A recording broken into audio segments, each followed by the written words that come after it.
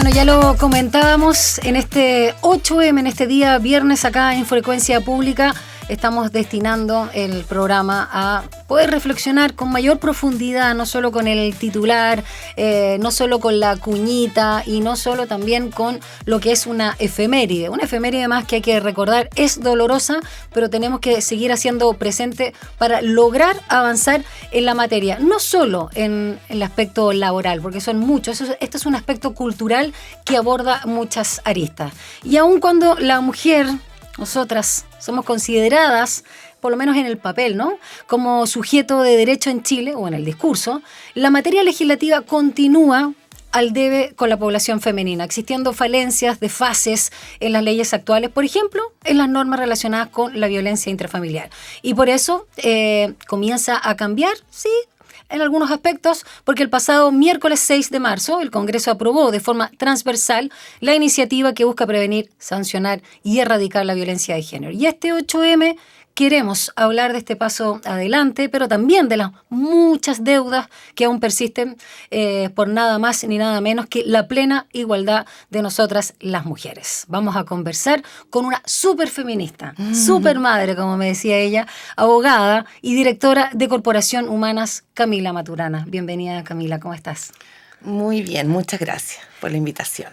Con tu trabajo en general, vamos a entrar en materia, pero en general, ¿qué te pasa en estos días? Hoy es viernes, va cambiando obviamente el calendario, pero los 8 meses, ¿qué significan para ti? Bueno, en varias conversaciones que he tenido esta semana, constatar como dos cosas un poquito extremas. La primera, que todos los avances que se han logrado en los últimos años, décadas, siglos, se ha logrado porque las mujeres han llevado adelante movilizaciones y las mujeres han mantenido y ha aumentado la conciencia de nosotras las mujeres adultas, adolescentes, niñas, respecto de cuáles son nuestras necesidades, nuestros derechos y las injusticias que enfrentamos.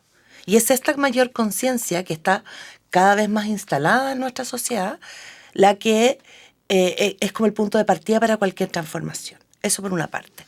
Y lo otro es que todos los años, todos los 8 de marzo, repasamos nuestros desafíos pendientes y hay una lista que tú dices, bueno, se mantiene. No es que cada año se nos ocurra un tema nuevo, sí. Es que hay temas que siguen siendo mal enfrentados, siguen siendo deuda para con nosotras las mujeres. Esta mayor conciencia, esta movilización ha levantado en el debate social y en la agenda pública la violencia de género, los derechos sexuales y reproductivos, la participación política paritaria, los cuidados y también que la discriminación contra las mujeres no es homogénea.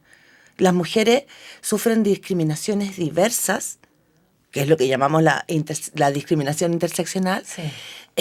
Y están más afectadas aún por la discriminación y la denegación de derechos las mujeres indígenas, las mujeres migrantes, las mujeres pobres, las adolescentes y las niñas, las mujeres con discapacidad, las mujeres de la diversidad sexual, las mujeres privadas de libertad. Y las mujeres mayores también, ¿no? Y las mujeres mayores también. Entonces, claro, eso por años y décadas, la conciencia de las mujeres respecto a estos problemas ha permitido ponerlos en el debate social y en la agenda pública. Y por eso ha habido distintas respuestas, leyes, programas, políticas, pero no siempre son oportunos, no siempre son completos, no siempre cuentan con los recursos presupuestarios para que efectivamente podamos tener respuestas eficaces.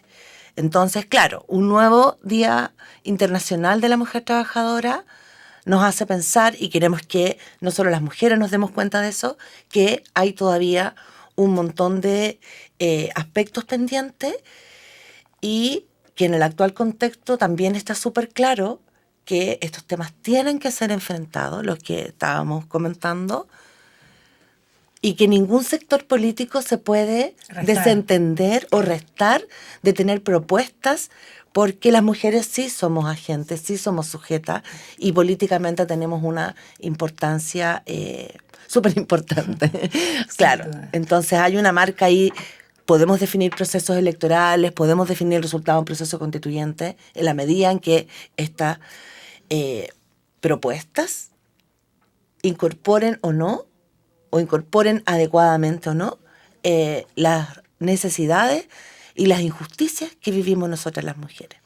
Ya vamos a adentrarnos, Camila, en el balance que también realizan ustedes desde Corporación Humanas de algunas leyes que sobre todo se han impulsado en este gobierno de Gabriel Boric, que desde un inicio también se declaró feminista, y quiero ver si hay una correlación con ello, más allá de las fuerzas opositoras. Pero quiero antes, primero preguntarte, tanto en ámbito personal, porque lo personal también es político, cuando tú también decides, como abogada, como mujer, como madre, como amante, de hacer esta lucha que conlleva también mucha energía, que es muy necesaria, porque es por ti, por nosotras, por todas nuestras compañeras y por todos finalmente. ¿Y cuál siguen notando que es la gran resistencia cultural, sobre todo en un país como el nuestro, un país que tiene muy mala memoria, y sobre todo cuando hablamos de derechos humanos, porque aquí también estamos hablando de derechos humanos? Me encanta esa frase. Los derechos de las mujeres son derechos humanos. Claro, yo soy abogada, a lo mejor es como que me hace mucho sentido, y me hace acordar que en los años 90, cuando se celebró la Conferencia Mundial de Derechos Humanos en Viena en 1993, se adoptó una frase que declaraba los derechos humanos de las mujeres y los derechos de las mujeres y las niñas son derechos humanos. A mí me chocó muchísimo, porque pensaba que eso era así. Entonces se valoró muchísimo que, bueno, ahora a partir de ahora, ay, por fin, nuestros claro, derechos son derechos humanos, y yo pensaba que eso era así. Pero bueno, la resistencia. Yo creo que los avances que se han generado a nivel social no necesariamente tienen un correlato en la institucionalidad. O sea, vamos siempre atrasados. sí. Estamos muy entusiastas y valoramos muchísimo el apoyo bastante transversal que tuvo finalmente la aprobación de la ley integral sobre violencia contra las mujeres. Pero esa ley la venimos señalando desde los años 90, porque en el año 94 se dicta la ley de violencia intrafamiliar, y de en adelante fue muy importante para garantizar la protección de las mujeres, de muchas mujeres, pero mantuvo la comprensión de la violencia limitada al espacio familiar. Sí. Y lo que desde el feminismo y los movimientos de mujeres se venía señalando era la violencia se ejerce en el espacio público y en el espacio privado, tiene distintas manifestaciones que corresponden todas a una estructura de relaciones de poder, de dominación y control. No son fenómenos distintos. Entonces, valoramos que finalmente en 2024 se haya adoptado esta ley, y pensamos que puede ser una herramienta importante para que efectivamente los órganos del Estado, todos los ministerios, el Poder Legislativo, el Poder Judicial, los servicios públicos, etcétera, esta vez sí cumplan con los mandatos que esta ley establece en términos de adoptar las medidas de prevención de la violencia contra las mujeres y las niñas, de protección y atención integral. Eso creemos que es un paso importante. Vamos a estar muy vigilantes de que efectivamente... De la implementación, me imagino. De la implementación. La ejecución de la implementación, porque esto no es solamente replicar un modelo de procedimiento judicial para las mujeres que tienen las herramientas para poder denunciar y mantener en el tiempo esa denuncia. Eso no es únicamente lo que se requiere también avances culturales en términos de construir una sociedad en que hombres y mujeres tengamos los mismos derechos, seamos respetados.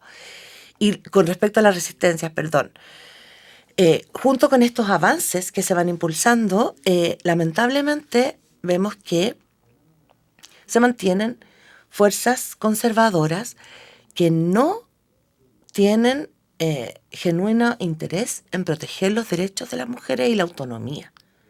Y eso dificulta muchas veces avanzar en temas que son también muy urgentes. O sea, en Chile ha aumentado en los últimos años la violencia sexual, especialmente contra niñas, de una manera muy evidente. Y la respuesta frente a eso es conocida. Necesitamos prevenir la violencia, necesitamos currículas no sexistas, necesitamos educación sexual integral. Y eso no se puede avanzar con la celeridad que se requiere porque hay quienes se oponen a garantizar los derechos y la autonomía de las mujeres y las niñas, y eso lamentablemente es una realidad frente a la que debemos mantenernos muy alertas,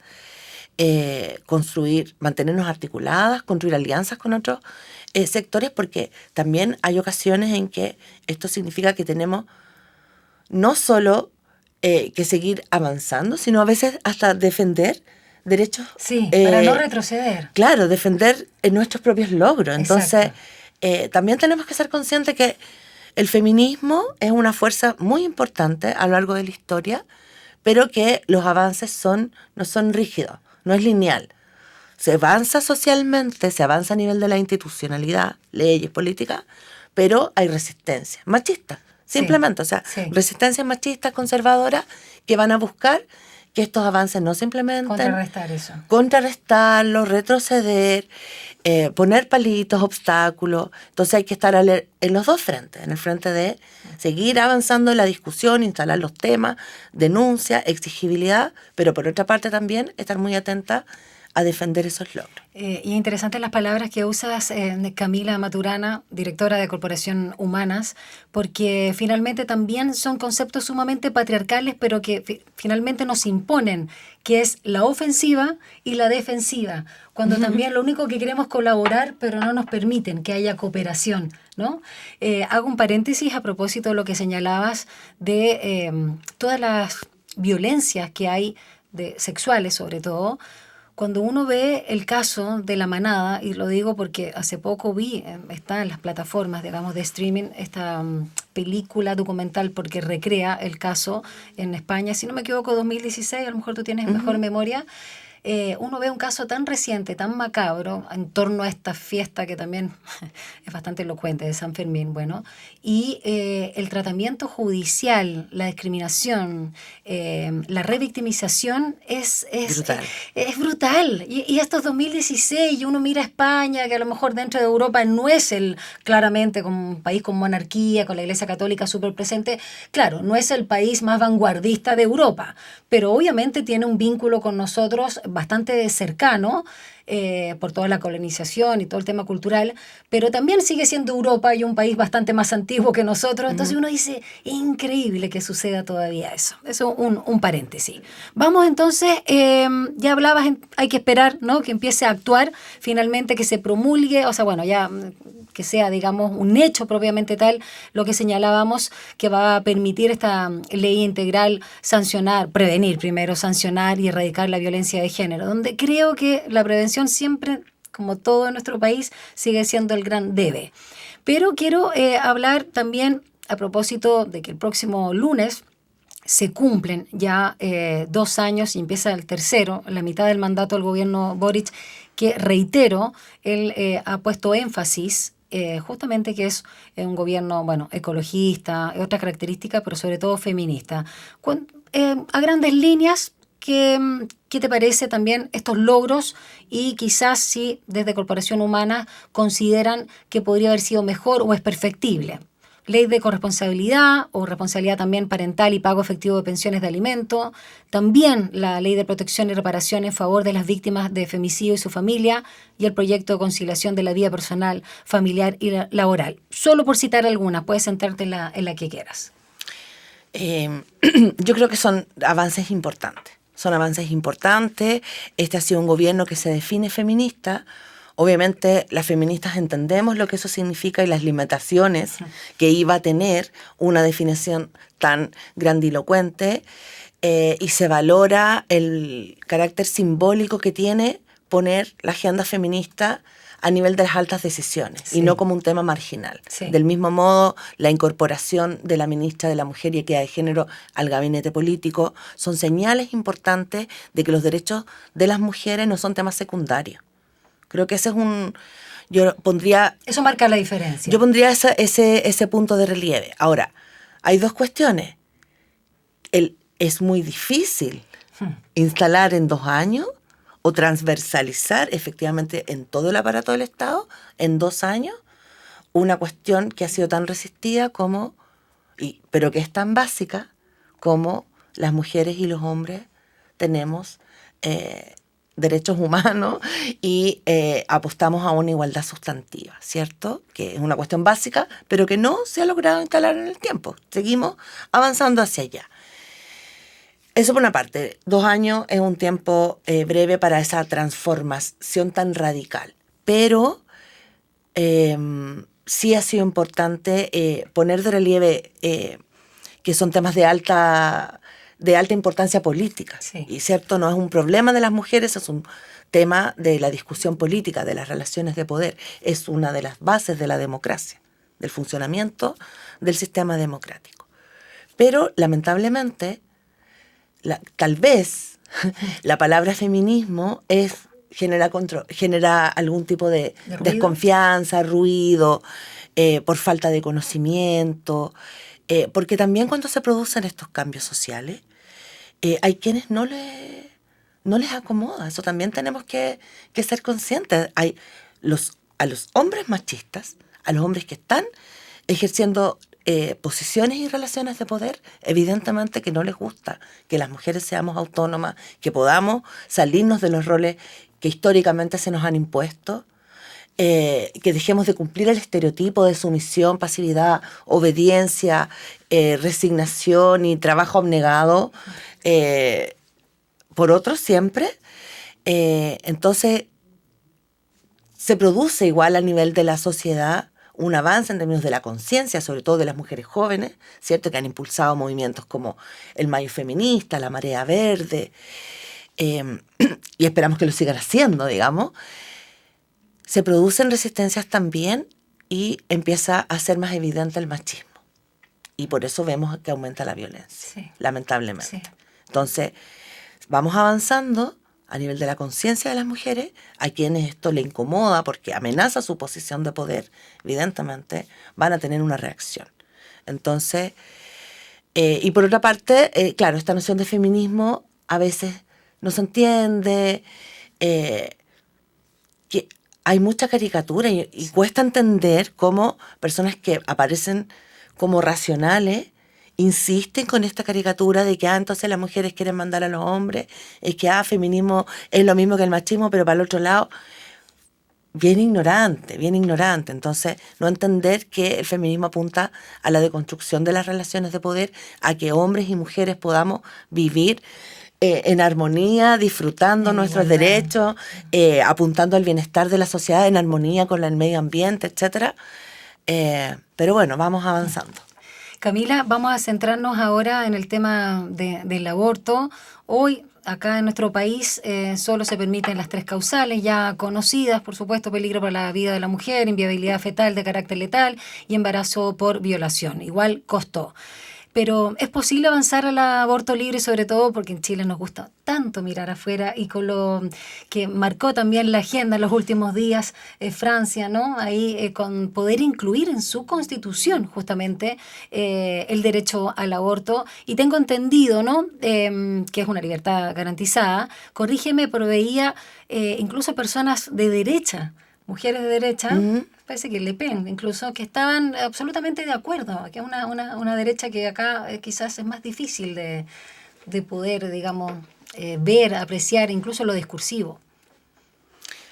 ¿Falta mucha agua en esa piscina para nosotros, en ese río? Falta todavía. Falta todavía. Pero, claro, la ley de 3 causales que existe en Chile desde el año 2017 es una ley que nos costó muchísimo y es súper importante. Es súper importante que Chile haya dejado de ser esa vergüenza mundial de todas las mujeres son criminalizadas, pero no es suficiente. Evidentemente que no es suficiente, lo dijimos en ese momento, no lo hemos dejado de decir. Y yo creo que aquí lo importante es, en el tiempo ha aumentado la adhesión ciudadana o la adhesión social a la idea de que las mujeres pueden tomar decisiones. Eso yo creo que es la base para que en algún momento, no sabemos cuándo va a ocurrir, se pueda volver a discutir a nivel de política pública cómo garantizamos. Los primeros ladrillos. Claro, es la base, es la base. Tú tienes una sociedad que, según las diversas encuestas de opinión, estoy haciendo un promedio, tienes una sociedad que alrededor de entre un 45 y 50% de la población, hombres y mujeres, más mujeres que hombres y más las mujeres jóvenes, pero un promedio que apoyan que la decisión en estas 3 causales corresponde a la mujer, fin. Pero además tú tienes alrededor de un 30% de esa población, o sea, del total, ¿Sí? que estima que la mujer puede decidir en cualquier circunstancia. Y lo que nosotras venimos diciendo hace décadas es lo que el Estado debe garantizar es que la maternidad sea voluntaria y que la maternidad sea protegida, porque tenemos que ver una cuestión de manera integral y no la caricatura del aborto por el aborto. O sea, el tema de la violación fue una de las causales que más costó, a propósito de las 3 causales. Lamentablemente, porque también, como señalabas anteriormente, frente a la violación, está tan naturalizada la violencia sexual, Exacto. está tan cosificado el cuerpo de las mujeres, es tan normal en esta sociedad patriarcal que a través de la violencia sexual se castiga a las mujeres cualquier clase de insubordinación que, y además no hay confianza en la palabra de las mujeres. Y por eso los procesos judiciales son tan adversos y las mujeres son tan revictimizadas. Y cuando tú acompañas mujeres que han transitado esta ruta judicial, muchas dicen, no era esto lo que yo buscaba cuando hice la denuncia, evidentemente. Pero volviendo al... bueno, hay tantos temas, pero volviendo al tema del aborto, sí. Yo creo que lo importante es que hemos ido avanzando, nos costó, pero llegamos a una ley de 3 causales, y eso, ¿en qué contexto se da? Cuando tú tienes una sintonía entre la ciudadanía, las demandas de los movimientos de mujeres y feministas, la academia, ¿cierto? Y mujeres en cargos de decisión. Entonces, no nos olvidemos que tenemos pendiente una ley de paridad que, de manera similar a como fueron ambos procesos constituyentes, garantice que en el Congreso existan hombres y mujeres. No todas las mujeres son feministas, por supuesto, sí, pero es un base. Hombres y mujeres estén en la Cámara, en el Senado, en los municipios, en los consejos municipales, claro, gobierno regional. Y con respecto al... ¿Lo de Francia? No. Maravilloso, como maravilloso. ¿no? Pero a nivel mundial uno ve que la marea verde, como le llamamos nosotras, va avanzando, se va instalando a nivel de las distintas sociedades, que es algo que corresponde a las mujeres decidir, que al Estado toca garantizar y no juzgar ni criminalizar. Y afortunadamente, en todos los años que yo llevo en esta lucha, que son bastantes, hemos visto un cambio a nivel mundial. Hemos visto un cambio y se va instalando que lo moderno, lo adecuado, es el Estado garantiza. Exacto. El Estado no juzga, no opina, no le dice a la mujer cuándo sí, cuándo no. Y aquí hay que garantizar la vida y la integridad de la mujer y la niña. Hay riesgos, por supuesto. Sí. Lo vimos en Estados Unidos cuando hay una composición conservadora de un determinado órgano, hay retroceso. Y hay un repudio mundial frente a ese retroceso, hay que revertirlo. El año pasado las mujeres claramente se pronunciaron en contra de una propuesta conservadora que no tenía respuesta a las necesidades de las mujeres en términos de violencia de género, paridad, etcétera, pero además quería imponer un retroceso tan grave como derogar la ley de 3 causales o ampliar la objeción de conciencia. Literal. En pos del tiempo, sí, Camila. Perdón. Sí, no, por favor. Mira, lo que pasa es que hoy en nuestra radio se estrenó un programa nuevo. Felicitaciones. Que mucha gente también escuchó, conducido además por la directora de comunicaciones de nuestra casa de estudio, Belén Merino. Se llama Somos Expertas, nuestra voz. Y ahí estuvieron hablando de un tema bien interesante desde otra arista, que está muy vinculado, por supuesto, con Corporación Humanas, que es esta campaña. Y me gustaría también que desde tu lado nos contaras, por si la gente además no escuchó el programa, es esto de necesito un hombre. Sobre todo pensando en los aspectos jurídicos, y aquí elude esta ironía que a mí me encanta y que hemos visto rostros femeninos muy queridos por todos nosotros, donde también se hace presente justamente este mensaje donde pareciera que seguimos siendo hijas, niñas o digamos personas que no tienen raciocinio ni no somos sujetas de derecho. Muchas gracias. Bueno, en el marco del Día Internacional de la Mujer, de la Semana del Día Internacional de la Mujer, hemos lanzado esta campaña Necesito un hombre, que es una frase muy provocadora, ¿cierto? Para visibilizar que en Chile todavía las mujeres estamos regidas por una ley del siglo XIX. Eso es así de brutal y escandaloso. La legislación chilena define que el marido es el jefe de la sociedad conyugal, que administra, por supuesto, la sociedad conyugal, todos los bienes que se adquieren durante la vida en comunidad, sí. Claro, pero que además administra los bienes propios de la mujer, que son los bienes que ella tenía antes de casarse y los bienes que adquiere a título gratuito durante el matrimonio, como las herencias. Entonces, ¿qué ocurre? Que y además el régimen de sociedad conyugal está el régimen mayoritario que existe en Chile, que se aplica cuando las parejas no dicen nada respecto de otras alternativas como separación de bienes o participación en gananciales. Es súper importante que exista la sociedad conyugal, porque es un régimen de solidaridad patrimonial. Cuando nos casamos, vivimos juntos, puede ser una pareja de hombre-mujer o una pareja del mismo sexo, todo lo que vamos adquiriendo en esta vida en común es de ambos. Independiente si yo gano 100 y el otro gana 200, que en un país con brecha salarial eso es muy, muy habitual, ¿cierto? O que en una pareja definen que uno de ellos asuma las responsabilidades de cuidado, ¿cierto? Entonces, lo que vamos adquiriendo juntos es de los dos, independiente de quién lo puso. Pero eso es el ideal, y a eso apunta esta reforma legal que se está discutiendo. En la actualidad no es así. En la actualidad esto es de ambos, pero perdóneme, lo administra solo el marido por disposición legal. Papito. Claro. Entonces, lo que nosotras encontramos y lo que hemos venido señalando por décadas, el año 2000 se presentó una demanda ante la Comisión Interamericana de Derechos Humanos, patrocinada por la Corporación La Morada y CEGIL, que es el Centro por la Justicia y el Derecho Internacional. Posteriormente, Humana también se suma a este proceso, digamos, judicial, denunciando la discriminación que significaba para la señora Sonia Arce no poder disponer de su herencia porque no era autorizada por el marido.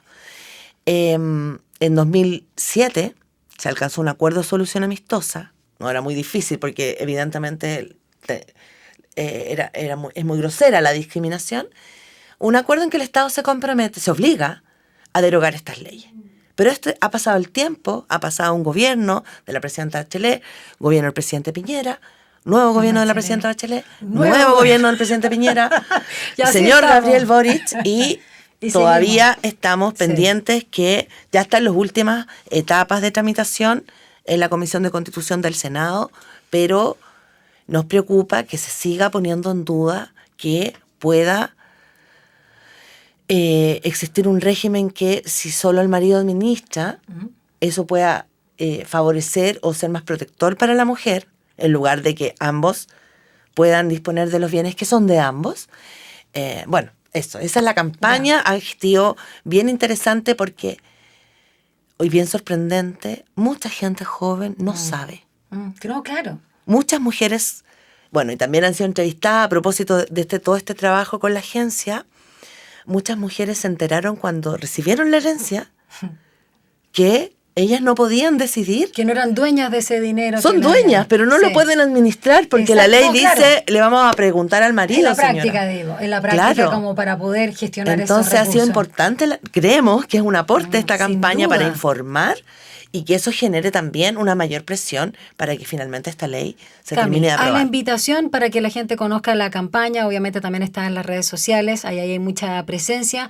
La invitación hoy para las 18 horas y además agregarte, mira, te voy a exigir otra cosita, te voy a pedir y me das poquito tiempo. Un datito de algún libro, alguna película, algún documental que a ti te parezca significativo. Yo estaba comentando, esta película no está sola, película documental del caso de la manada, macabra, que está en Netflix, pero algo que tú nos puedes recomendar también para generar, sobre todo a aquellos que todavía tienen resistencia o esta ignorancia de la que apelábamos al inicio.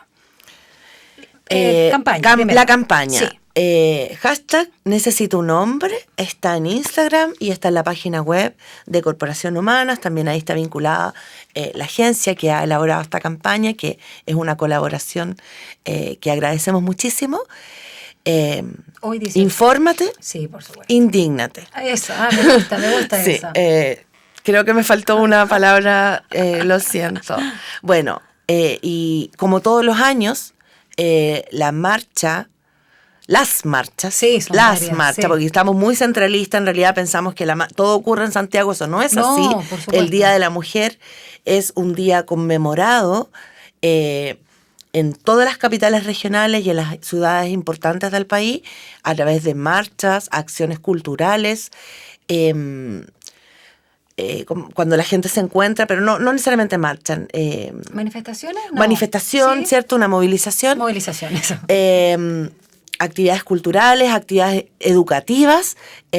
Invitamos a todas las mujeres y también a los hombres que quieren comprometerse con estos cambios que todavía son necesarios a participar en su ciudad. Y bueno, en Santiago la marcha a las 6, por supuesto, en Plaza Dignidad. ¿Y algún contenido que te gustaría compartir? Puede ser un libro o una película, Ay, una siempre muestra. me maneo con esa pregunta. No te preocupes. Y son ¿sabes? tantos porque... El mejor contenido entonces sí. necesita un hombre en la Por campaña. ahora. Sí, porque Por acá ahora, hay muchos sí. casos bien interesantes donde uno puede revisar de qué se trata y dónde también, en qué aspectos nos puede afectar a propósito de lo que decías de la sociedad conyugal. Mira, acá dice viuda, soltera, matrimonio igualitario, A todas separación nos afecta. de bienes. Están todos los casos y grandes figuras también ahí, conocidas y queridas, respetadas por nosotras, para conocer también sus testimonios y que ellas están muy comprometidas. Y tal vez no tan conocida, la También. señora Sonia Arce. Ahí estaba viendo está a ella, me ahí, imaginé que era la ella. señora Sonia presentó esta La que demanda inspira justamente esta el año campaña. 2000. 24 años ya. Ella ha dicho, han pasado 23 años. Te vamos a invitar. ¿Me convidas el dato? Por supuesto. Ya, buenísimo. Ella participó también en un video que preparó el Congreso Nacional para conmemorar el Día Internacional de la Mujer como activista, como impulsora de esta reforma legal, así que... Ya es conocida, ¿viste? Sí, ya es conocida. Queremos que sea más conocida porque hay muchas señoras Sonia Por supuesto. y lo importante, y yo quiero destacar, mandarle otra vez un saludo. Estuvimos esta semana, como te digo, en el Congreso Nacional en este homenaje, que ella, para llevar adelante este caso y alcanzar el acuerdo con el Estado, plantea que la reparación frente a la discriminación que ella ha sufrido es que esta ley cambie para todas las mujeres. Qué Así que comprometida. Ese es el un saludo espíritu. para la señora Sonia Buenísimo. y a las señoras Sonia. Eso. Bueno, Camila Maturana, abogada, directora de Corporación Humana, gracias por habernos acompañado esta tarde en Frecuencia Pública. Muchas gracias. Chao.